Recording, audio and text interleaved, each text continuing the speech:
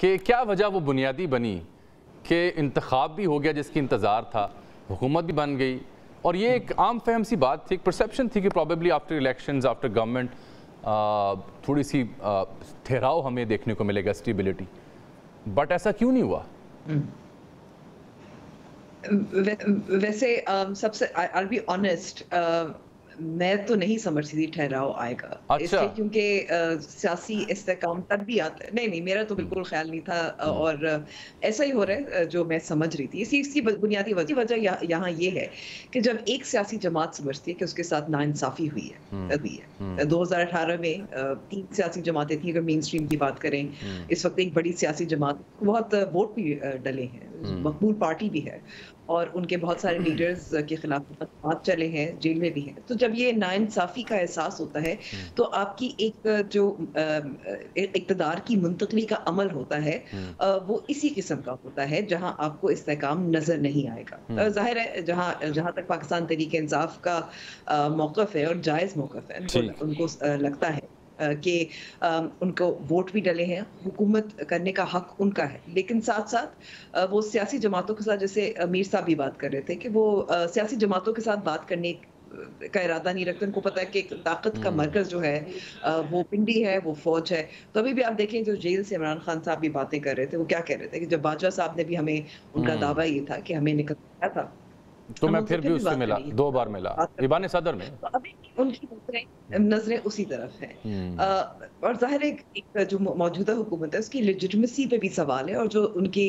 کابینہ میں لوگ ہیں, محسن نقوی صاحب میرے خیال میں سب سے بڑی مثال ہے کہ وہ ان کی کابینہ میں کیسے شامل ہوئے اور کہاں سے آئے اور کیوں آئے.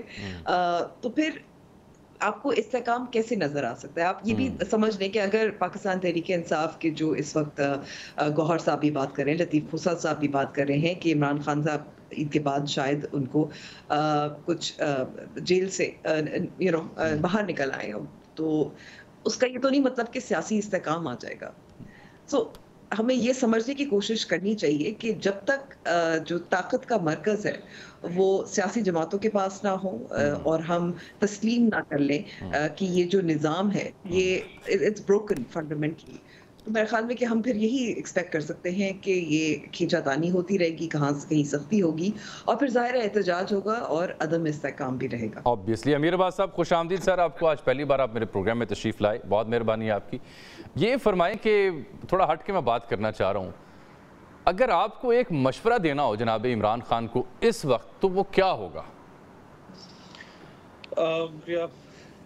مشکل سوال ہے ویسے, اسی لیے آپ کا انتخاب میں نے کیا کہ آپ کو وقت ڈالا جائے تھوڑا سا.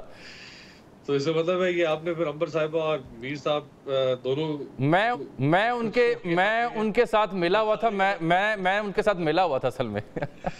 صحیح ہے. دیکھیں, میں عمران خان, نواز شریف, آصف زرداری, میں ان تینوں کو ایک مشورہ دیتا ہوں. کیا آپ مجھ سے صرف عمران خان کے لیے مشورہ نہ لیں. اچھا.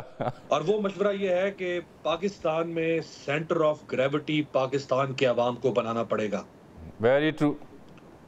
اس ملک میں کشش ثقل, گریویٹیشنل فورس, وہ صرف اور صرف پاکستان کے عوام کو بنانا پڑے گا. میں, آپ, ہم صحافی, ہم بھی کنگ میکر بننے کا حق اور اختیار نہیں رکھتے. Obviously, very true. ہمارے اندر بھی اگر کہیں یہ سوچ پائی جاتی ہے کہ ہم حکومتیں بناتے ہیں اور ہم حکومتیں گراتے, ہم کون ہوتے ہیں حکومتیں بنانے اور گرانے والے؟ یہ عوام کا حق ہونا چاہیے. اگر اس ملک میں کوئی جج یہ سمجھتا ہے, اگر اس ملک میں کوئی بیوروکریٹ یہ سمجھتا ہے, اگر اس ملک کا چیف الیکشن کمشنر یہ سمجھتا ہے کہ میں ہوں اس ملک کا مالک و مختار, میں حکومتیں بناؤں گا اور گراؤں گا, تو وہ کون ہوتا ہے یہ بات کرنے والا؟ اسی طرح اس ملک میں اگر کوئی اور طاقت یہ سمجھے کہ ہم حکومتیں بنائیں گے, ہم حکومتیں گرائیں گے, تو ان کو بھی حق حاصل نہیں ہے.